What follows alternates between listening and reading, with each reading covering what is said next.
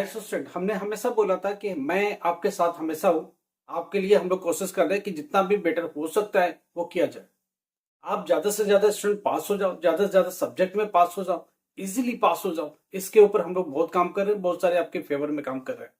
हमारी कोशिश है कि स्टूडेंट रुके नहीं, आगे अपनी पढ़ाई कंटिन्यू करें। 10th है तो पास हो जाए, 11th 12th में चला जाए।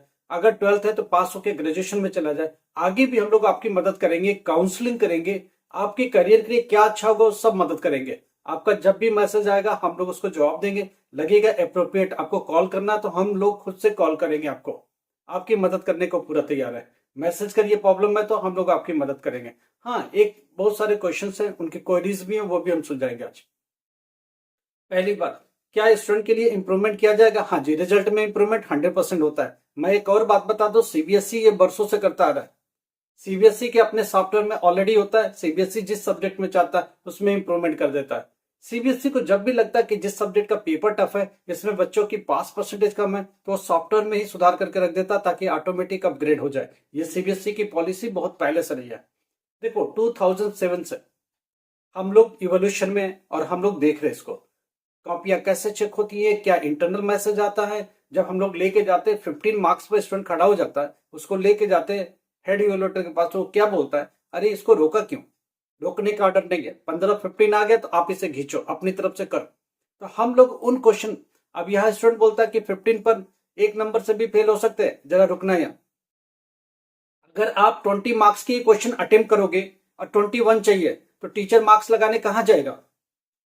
आप सोचो, आपने 20 मार्क्स का अटेम्प्ट ही किया।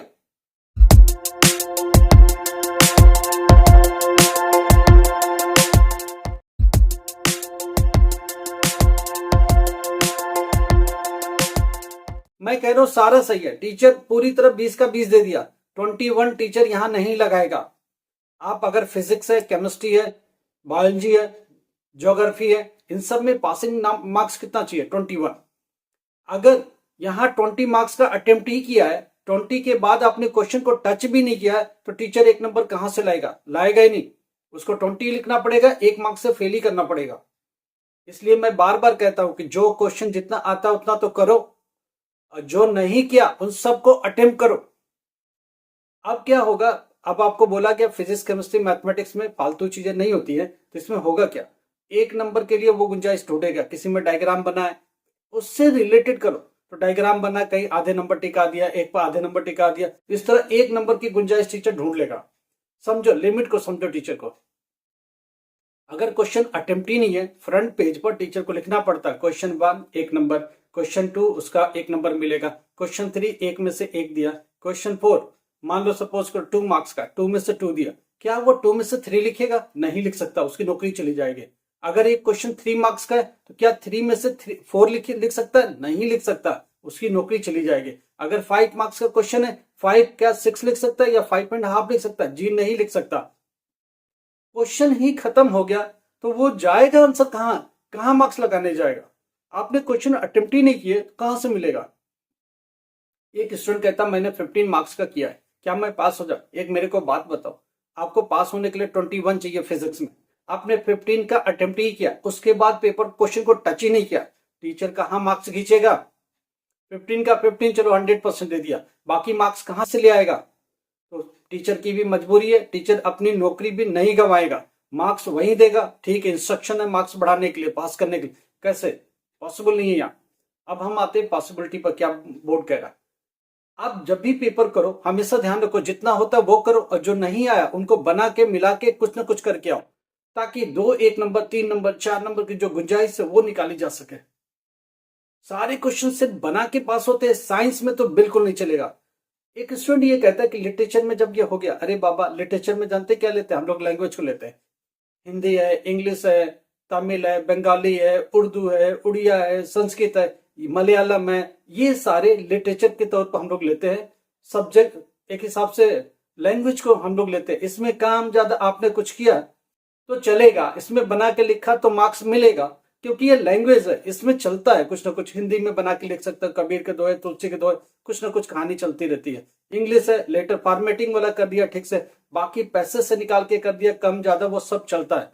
मगर फिजिक्स एक अपने ढर्रे पर चलता है, केमिस्ट्री अपने ढर्रे पर चलता है, बायो में भी थोड़ी सी गुंजाइश होती है बनाने की, ज्यादा तो नहीं है।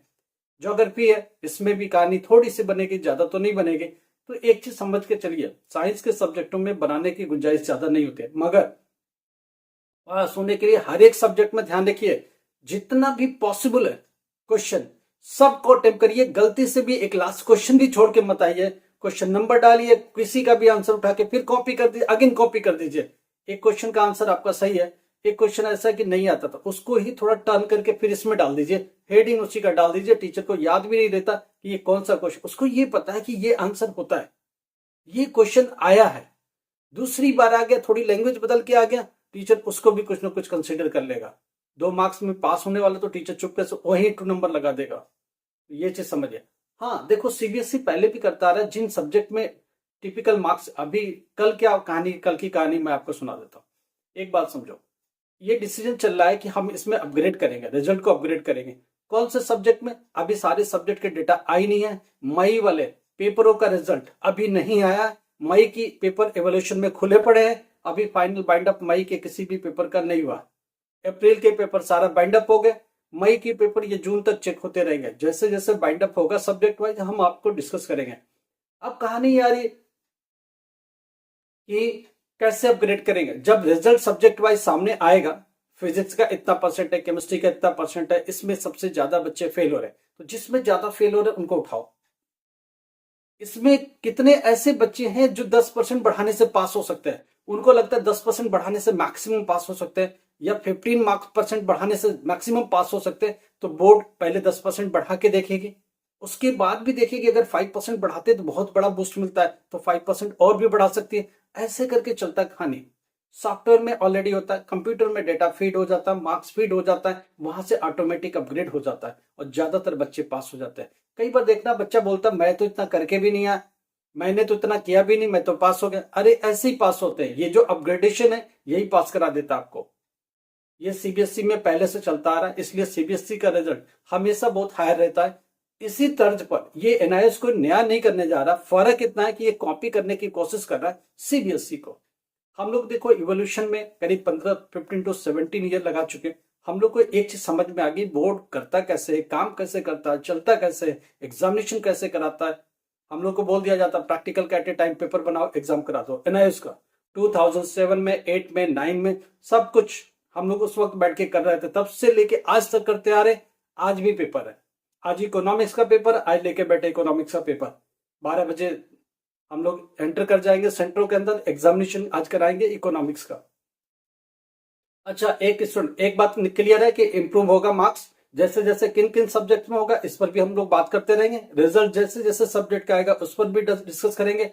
एसएसटी 10th क्लास में सबसे ज्यादा फेल क्राइटेरिया, इवन भी सीबीएसई में भी सबसे ज्यादा फेल कौन होता है? एसएसटी वाले बच्चे। एसएसटी जो होता है सोशल स्टडीज या सोशल साइंस, ये 10th क्लास में ही होता है, 12th क्लास में नहीं होता है। 12th क्लास में सोशियोलॉजी होता है, ध्यान रखना, ज्योग्राफी होता है, हिस्ट्री होता है। 10th क्लास में एसएसटी होता है, सोशल स्टडीज होता है या सोशल साइंसेस होते हैं। समझ में आ रही है बात? अब बात ये आ रही है कि 632 जो एक पेपर है लास्ट डेटा एंट्री का, इसमें क्या है बच्चा लगातार पूछ रहा है। 632 30 मार्क्स का पेपर है, पास होने के लिए कितना चाहिए? 10 मार्क्स। ओकेशनल टाइप का सब्जेक्ट है, इसमें भी क्या है, टाइप ऑफ मॉनिटर बताना है, टाइप ऑफ रैम बताना है, रोम का फुल फॉर्म बताना है, मॉनिटर की टाइप्स बतानी है, मेमोरी कितना है, जीबी, एमबी, ये सब एक्सप्लेन करना है। बहुत बेसिक होता है, सर्टिफिकेट कोर्स है डेटा एंट्री की। समझ में आ रही है बात? 10 मार्क्स लाना है, सारे क्वेश्चन ठीक से अटेम्प्ट करो, बेसिक कंप्यूटर का पेपर आराम से हो जाएगा। जिन बच्चों को जनरल कंप्यूटर आता है, 8th क्लास तक पढ़ा है, उनके टर्मिनोलॉजी से उनको पता है, टर्मिनोलॉजी का उनको टर्मिनोलॉजी से वास्ता रहा है। बार बार कंप्यूटर पर जाते बोलते कितना रैम है, कितना रोम है, ये कौन सा मॉनिटर है, इंकजेट मॉनिटर कौन सा है, मेमोरी कितना है, चिप्स कौन सा लगा है। ये सारी बेसिक बातें जो कंप्यूटर की होती है हम लोग डेली लाइफ में करते रहते हैं, वही सब आता है। फॉर्मेटिंग कैसे करना, डिलीट कैसे करना, फाइल कैसे बनानी है, कोई चीज कैसे करना, सेव कैसे करना है, क्या कमांड हो, ये सारी बातें हम लोग करते हैं, वही बेसिक चीज आती है, नया कुछ उसमें नहीं है। चलो ये बहुत बड़ी खुशखबरी है कि बोर्ड इस पर इंप्लीमेंट कर रहा है, इंप्लीमेंटेशन का तरीका निकाला जा रहा है। सब्जेक्ट वाइज पहले निकाली जाएगी रिपोर्ट, उस रिपोर्ट को आगे लेके बढ़ा जाएगा, किसी सब्जेक्ट में 10% बढ़ा के देखा जाएगा, अगर मैक्सिमम गुंजाइश और लगी कि नहीं अभी भी बहुत पीछे 5% और बढ़ाया जाता है। ये धीरे धीरे धीरे धीरे प्रोसेस होती है, एकदम से नहीं बढ़ाया जाता है। ठीक है, ये सीबीएसई पहले से करती आ रही है। ये देखो इंटरनल बातें होती है, जो लोग इवोल्यूशन में है, काफियां चेक कर रहे हैं लगातार, इन टीम में है, इन लोगों को पता रहती है, ये बहुत काफी टाइम से काम कर रहे होते हैं, अब बोर्ड को समझते हैं।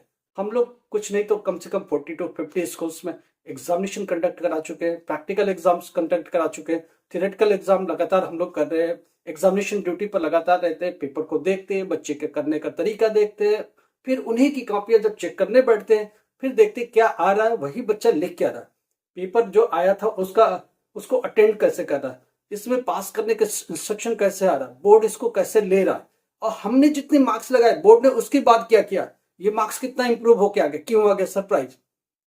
हमने एक 80% का रिजल्ट बनाया, बाद में पता चला वो 85% हो गया, कैसे हुआ, बोर्ड ने अपग्रेड कर दिए। तो यहाँ हम लोग जब पूछते हैं तो बोलते हैं हाँ जी वो अपग्रेड तो करना ही पड़ेगा, ऐसा बोर्ड बोलता है, ताकि ज्यादा से ज्यादा बच्चे पास हो। कई बार लगता है ये सब्जेक्ट में ज्यादा फेल हो रहे हैं तो बोर्ड सोचता है 10% का जंप दे के देखो। तो ये जो जंप है, ये अपग्रेडेशन है, ये बोर्ड की इंटरनल पॉलिसी में शामिल होता है, बाहर लोगों को पता नहीं होता, क्योंकि हम लोग इसके पार्ट रहे हैं कर रहे हैं, तो हम लोग को पता है, नहीं तो हम लोग को भी ये नॉलेज नहीं हो सकता।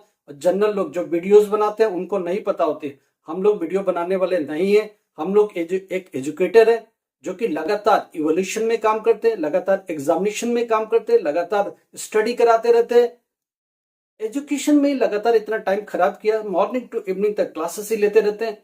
तो इन चीजों को हम लोग को पता रहता है कि इवोल्यूशन कैसे होना है, कब होना है, रिजल्ट का अपग्रेडेशन का तरीका क्या होगा, बोर्ड इनको रिएक्ट कैसे करता है, इसलिए हम आप लोग को इजिली बता पाते हैं या बताने में सक्षम होते हैं कि ये सब होगा कैसे, या बोर्ड इसके ऊपर क्या सोच रहा है। हमारे जो कोलिग्स है ये सब इन्हीं में शामिल होते हैं, शाम को बैठते बात होती है कि बोर्ड ये सोच रहा है, बोर्ड ये करने को सोच रहा है, बोर्ड ने इस पर फाइनल डिसीजन लेता, हम सब की एक ओपिनियन निकल के आई, फाइनली बोर्ड इसको इम्प्लीमेंट कैसे करेगा, करने का तरीका फिर आईटी वालों के साथ बैठते, वो बताते कि ऐसे इम्प्लीमेंट कर रहे हैं अभी तक, आगे से और नए तरीके से करने वाले हैं। तब ये सारे कंक्लूजन निकाल के हम लोग आप तक ये बातें लेके आते हैं। लाइक करो, शेयर करो, सब्सक्राइब करो। Thank you so much.